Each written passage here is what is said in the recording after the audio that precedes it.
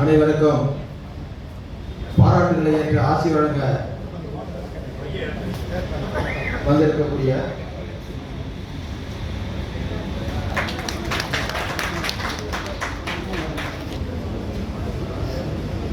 ஆசி வழங்க காத்திருக்கக்கூடிய நமது சமூக பெருமைக்குரிய பழனி புலிப்பால் ஆதீன சுவாமிகளை வணங்குகிறேன்.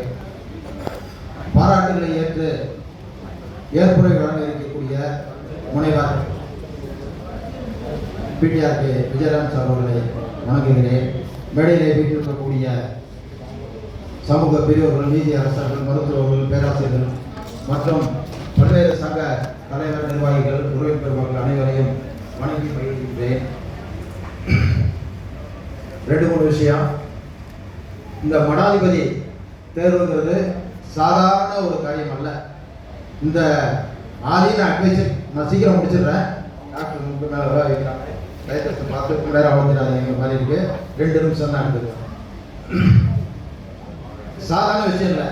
அதை வேற ஒரு எப்பேற்பட்ட ஒரு தனிநபரிடம் ஒப்படைத்திருந்தாலும் இந்த அளவுக்கு இவ்வளவு விரைவாக முடிஞ்சிருக்காது. நம்ம நினைக்கலாம் 1 வருஷமா மடாதிபதி தேர்ந்தெடுக்கல, இவ்வளவு தாமதம்னு.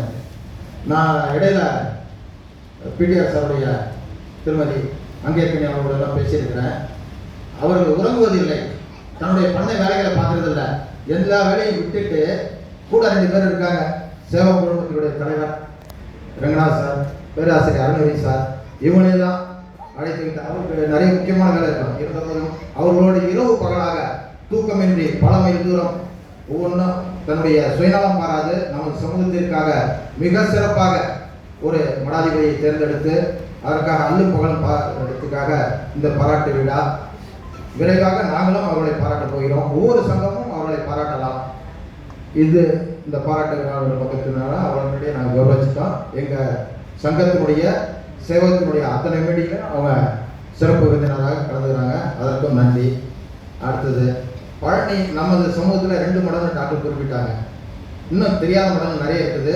இன்னொரு மடம் இருக்குது பழனியில். அது சாது சுவாமிகள் மடம்.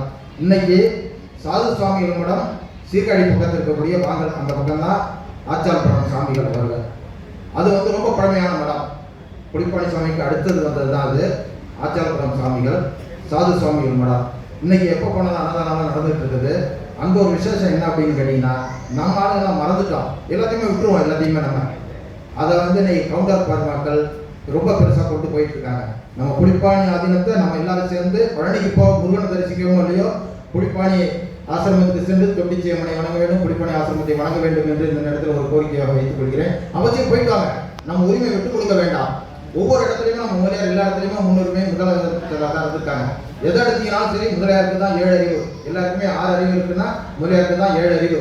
முன்னாடிலாம் கிராமத்தில் பட்டாமணியார் கணக்குள்ள எல்லாருமே முதலியார் தான். நம்ம இல்லைன்னா தான் அந்த ஊருக்கு ஒரு பிள்ளை மாறோ அல்லது ஐயரோ அந்த பிராமணரோ அவங்க தான் வருவாங்க.